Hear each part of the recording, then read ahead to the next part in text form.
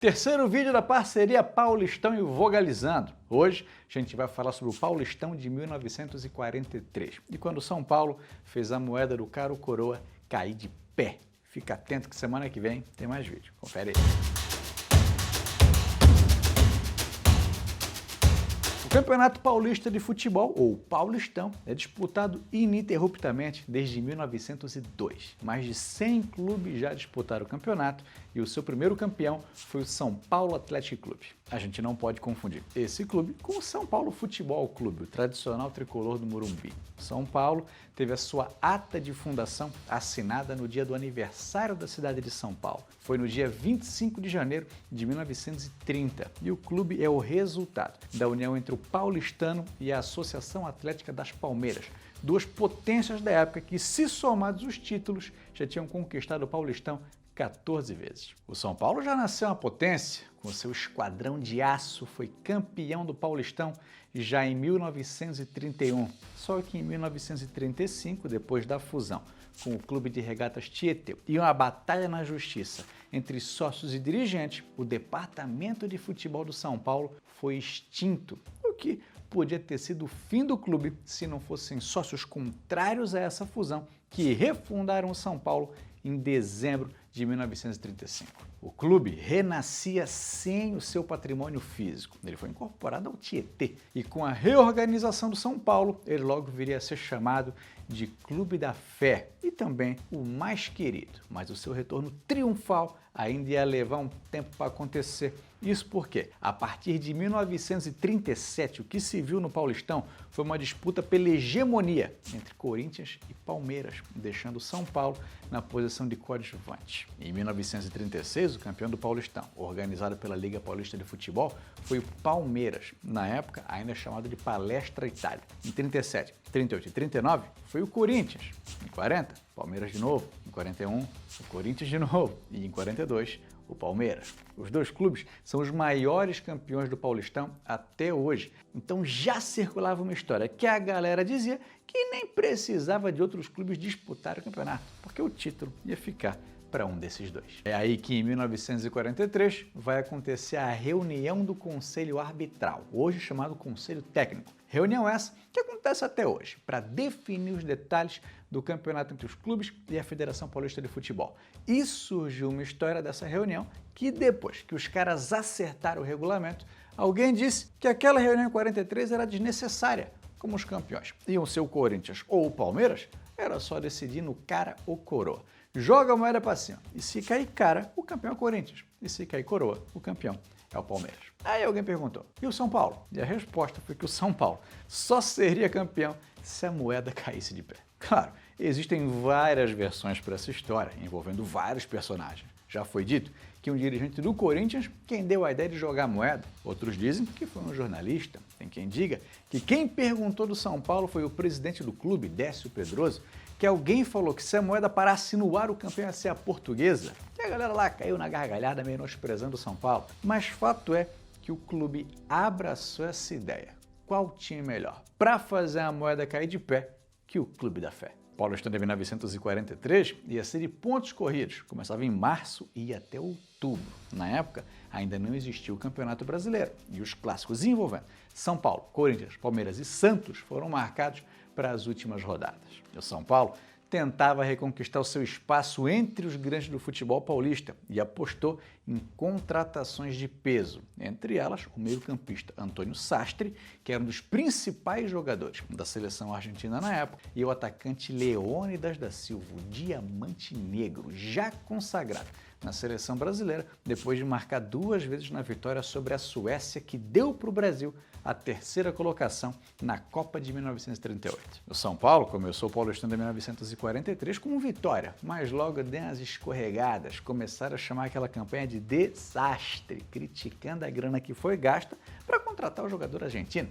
Mas conforme o campeonato foi passando, o São Paulo foi se recuperando e quando chegou a partida contra o Corinthians, a sua antepenúltima, derrotou o clube por 2-0 e depois ganhou do Santos por 4-1, ficando na liderança e só precisando de um empate com o Palmeiras para ser campeão. Para isso, o clube contava com o goleiro King, que recebeu esse apelido porque segurava a bola com a mão só igual o King Kong fazia com a moça do filme. E o cara teve uma grande atuação na final, fechou o gol diante de mais de 40 mil torcedores no Pacaembu e foi essencial para garantir o 0-0 que o clube precisava. E olha que o São Paulo jogou com praticamente um a menos, isso porque depois de uma falta, o Sastre se machucou e não conseguiu voltar a jogar em alto nível naquele dia. Diz até que a falta foi na maldade e não existia substituição na época, então o cara ficou em campo mais para fazer número mesmo. Depois de 12 anos, o São Paulo se sagrou campeão do Paulistão mais uma vez, a primeira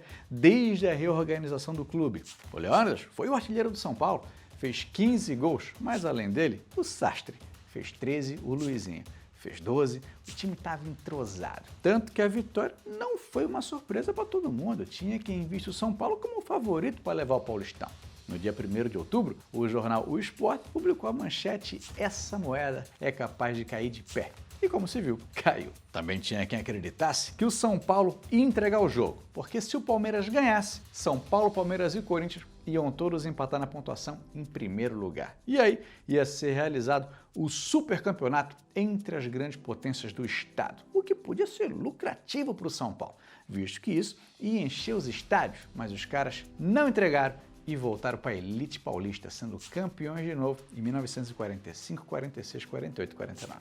Para comemorar o título, foi planejado um desfile pelo centro da cidade, que aconteceu no dia 6 de outubro, onde foi montado um carro alegórico com uma moeda gigante de pé em cima. Mas infelizmente não se tem registros fotográficos desse carro. Ficou só a história contada mesmo. O Leônidas se aposentou do futebol em 1950, tinha 37 anos de idade. Imortalizaram também por ter ajudado a popularizar a bicicleta no futebol, embora haja até hoje quem defenda que ele foi o inventor do movimento. Ele ainda hoje está entre os maiores ídolos do clube, do lado de lendas como Zete, campeão brasileiro com o São Paulo em 1991 e campeão da Libertadores e do Mundial em 92 e 93. Careca, eleito o melhor jogador do Campeonato Brasileiro de 86, quando o São Paulo se sagrou campeão e decisivo nas duas conquistas do Paulistão na década de 80. Serginho Chulapa, o maior artilheiro da história do clube, com 242 gols em 399 partidas, atuante também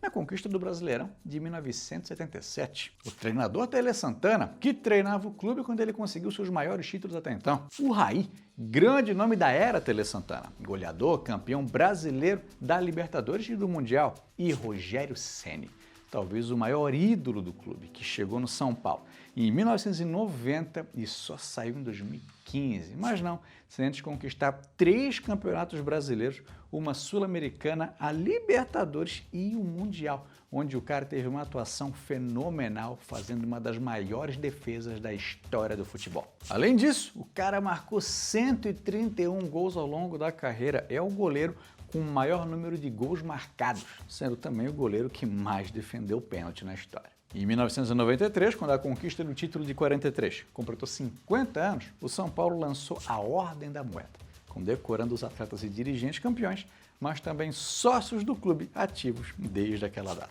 Os homenageados receberam um troféu pequenininho, simples, mas simbólico, uma moeda de pé. Pode ter quem acredite que a história da moeda caindo de pé seja mesmo uma moeda caindo de pé na hora do cara ou coroa, mas não é bem isso. É mais um simbolismo de algo que parecia impossível acontecer. Não é um fato lendário, tipo um jogador que foi bater um pênalti no fim do jogo, quando o time perdia de 1-0, e ele chuta tão forte que parte a bola no meio, cada metade entra num canto do gol, o juiz valida 2 gols e o time do cara vence de virada. Isso é mais uma das conhecidas lorotas do futebol, o jogador que corria tão rápido que o vento que ele deixava para trás derrubava o adversário. O cara cobra o escanteio, sai correndo para a área, cabeceia e faz o gol. Ou então aquela história do Romário, que quando jogava no Barcelona, queria voltar para o Brasil para fazer alguma coisa, e o treinador só liberava se ele marcasse 3 gols. E o cara marcou já no primeiro tempo e vazou. Já foram revistos todos os jogos do Romário, de quando ele jogava no Barcelona, e não aconteceu de ele marcar 3 gols e ser substituído. Essa história ganhou o status de lenda com o tempo. Só o Romário conseguiria tal feito. Da mesma maneira que só o São Paulo conseguiria fazer uma moeda cair de pé. É uma história de superação, determinação e vitória, que marcou a história de um dos maiores clubes do mundo.